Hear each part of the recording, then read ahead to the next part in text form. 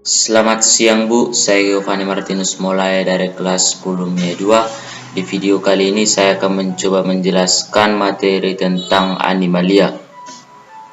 Kingdom Animalia atau biasa disebut hewan organisme eukariotik atau organisme dengan sel kompleks yang multiseluler. Berbeda dengan tumbuhan, hewan tidak memiliki klorofil sehingga tidak dapat melakukan fotosintesis untuk membuat makanannya sendiri. Oleh karena itu, hewan harus mencari makanannya sendiri untuk mendapatkan energi, kemudian makanan tersebut dicerna di dalam tubuhnya. Proses ini membutuhkan oksigen dan mengeluarkan karbon dioksida sebagai zat sisa. Pengertian Kingdom Animalia. Kingdom Animalia adalah salah satu kingdom yang memiliki anggota yang paling banyak dan bervariasi. Secara garis besar, Kingdom Animalia dapat dikelompokkan menjadi dua golongan, yaitu golongan vertebrata atau hewan bertulang belakang dan golongan vertebrata atau hewan tak bertulang belakang. Ciri-ciri Kingdom Animalia yaitu makhluk hidup multiseluler atau memiliki banyak sel, bersifat heterotrof atau tidak dapat membuat makanan sendiri, memerlukan oksigen, memiliki sel otot untuk penggerak dan sel saraf untuk rangsangan. Reproduksi umumnya seksual, namun beberapa film juga menggunakan reproduksi seksual. Klasifikasi Kingdom Animalia. Kingdom Animalia terdiri dari 1. Kelompok invertebrata, yaitu kelompok hewan yang tidak mempunyai tulang belakang, dan 2. Kelompok vertebrata yang memiliki tulang belakang. Yang pertama, invertebrata. Kelompok invertebrata terbagi atas beberapa filum, yaitu Porifera, Coelenterata, Platyhelminthes, Nemathelminthes, Annelida, Mollusca, Arthropoda, dan Echinodermata. Pertama, filum Porifera atau hewan berpori atau spons. Ciri-cirinya yaitu hewan multiseluler dengan tubuh berpori, jaringan yang belum terbentuk, memiliki rangka serta saluran air. Bersifat heterotrof dengan memperoleh makanan di air yang masuk ke dalam tubuh melalui pori. Hidup di laut, melekat pada batu atau benda lainnya. Reproduksi secara seksual dengan pembentukan tunas, gemule atau tunas internal, dan regenerasi. Reproduksi secara seksual dengan pembentukan gamet. Porifera digolongkan menjadi 3 kelas berdasarkan penyusun rangka, yaitu Hexatinellida, Demospongia, dan Calcaera. 2. Filum Coelenterata atau hewan berongga. Ciri-cirinya yaitu bersifat heterotrof dan menggunakan tentakel untuk menangkap mangsa. Habitatnya terdapat di laut. Reproduksi secara aseksual dengan pembentukan tunas atau oleh polip. Dibedakan menjadi 3 kelas, yaitu Hydrozoa, Scyphozoa, dan Anthozoa. 3. Filum Platyhelminthes atau cacing pipih. Ciri-cirinya itu hidup bebas di laut, air tawar, tempat lembab atau parasit pada hewan serta manusia. Reproduksinya seksual secara sendiri atau silang. Reproduksi seksual dengan fragmentasi yang diikuti regenerasi. Klasifikasi dibedakan menjadi 3 kelas, yaitu Turbellaria, Trematoda, dan Cestoda. 4. Filum Nemathelminthes atau cacing benang. Hidup di tanah basah, dasar perairan tawar atau laut bebas, bersifat parasitik pada manusia, hewan, dan tumbuhan. Reproduksinya secara seksual. Contoh Nemathelminthes yang parasitik yaitu cacing gelang, cacing tambang, cacing kremi, cacing filarial, dan cacing trichinella.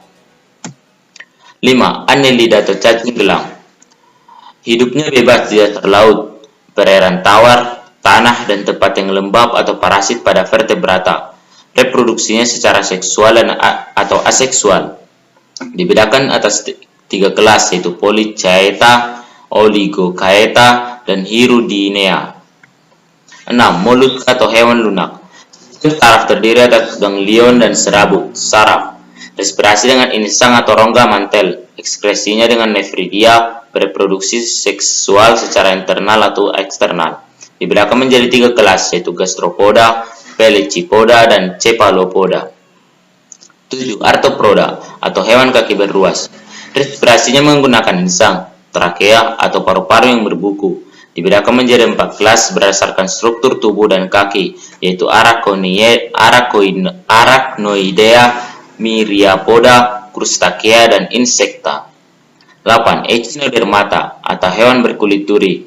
Respirasinya menggunakan insang, sistem sirkulasi dengan cairan rongga tubuh, bersifat dioseus dan reproduksi seksual secara eksternal dan dapat beregenerasi. Dibedakan menjadi 5 kelas, yaitu Asteroida, Opiuroidea, Echinoidea, Holoturoidea, dan Crinoidea. Yang kedua yaitu vertebrata. Vertebrata merupakan kelompok hewan yang memiliki vertebrae atau tulang belakang memanjang pada bagian dorsal atau punggung, kepala hingga ekor. Vertebrata terbagi atas beberapa kelas, di antaranya yaitu 1. Kelas Agnatha atau Cyclotomata, yaitu tidak memiliki rahang, tubuh seperti ikan, tidak bersisik, dan tidak mempunyai pasangan sirip. Jantungnya ada 2 ruang. Contohnya yaitu belut laut atau Petromyzon dan ikan hantu atau hagfish atau mycene. 2. Pisces. Kelas Pisces merupakan kelompok hewan yang hidup di air. Bagian luar tubuh ikan dilindungi oleh eksoskeleton berupa sisik. Pisces dapat bernapas dalam air berkat insang yang ada pada tubuhnya. Pisces adalah hewan poikiloterm atau hewan berdarah dingin yang dapat menyesuaikan suhu tubuhnya dengan suhu air tempat hidupnya. Ordo dari Pisces yaitu Agnatha, Chondrichthyes, dan Oxtoichthyes. 3. Amfibia. Amfibi merupakan kelompok hewan yang dapat hidup di air maupun di darat. Contoh hewan amfibi yaitu katak, kodok, salamander. Amfibi bernapas dengan paru-paru dan kulitnya. Jenis amfibi yang hidup di darat harus menemukan air untuk dapat bertelur. Larva amfibi disebut kecebong. Kecebong mirip dengan ikan kecilan hidup di air. Pada masa ini, kecebong bernapas dengan insang. Amfibi merupakan hewan poikiloterm atau berdarah dingin. Ordo dari amfibi yaitu Anura, Caudata, dan Gymnophiona. Yang keempat yaitu reptilia. Reptil merupakan vertebrata pertama yang dapat beradaptasi di daerah kering. Reptil bersifat autotomi, yaitu dapat memutuskan bagian tubuh tertentu jika dalam keadaan bahaya. Contohnya yaitu ular, buaya, aligator, kadal, kura-kura, dan lain-lain. Ordo dari reptilia yaitu Squamata, Crocodilia, Chelonia, dan Rhynchocephalia. Yang kelima yaitu Aves. Nama lain dari Aves yaitu burung, memiliki bulu yang menutupi seluruh permukaan tubuh. Bulu burung terbagi atas filoplumae atau sebagai sensoris, plumulae atau sebagai isolator, dan plumae atau tuntut terbang.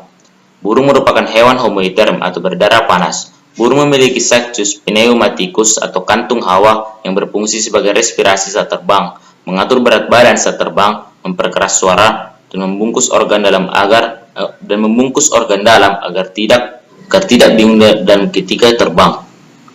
Contoh lainnya itu elang, penguin, dan bebek. Sekian hasil dari penjelasan materi dari saya. Apabila ada kata yang salah, mohon dimaafkan. Sekian dan terima kasih.